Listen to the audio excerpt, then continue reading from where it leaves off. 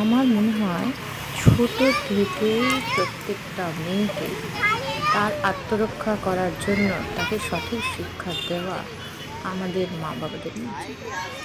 প্রত্যেকটা মুহূর্তে আপনি কি পারবেন মেয়ের সাথে থাকতে? সে কলেজে গিয়ে সেফ নয়, সে হসপিটালে গিয়ে সেফ নয়, সে চাকরির জগতে সেফ নয়।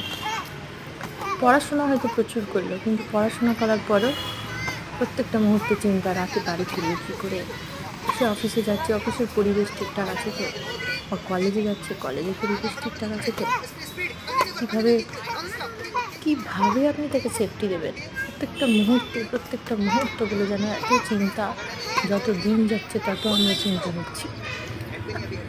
তাই মনে হয় যে প্রত্যেকটা মুহূর্তে মেয়েদেরকে সিকিউরিটির ব্যাপারে শিখিয়ে রাখা এবং আত্মরক্ষা কীভাবে করতে হয় তার জন্য তাদের ট্রেনিং দেওয়া ভীষণভাবে দরকার।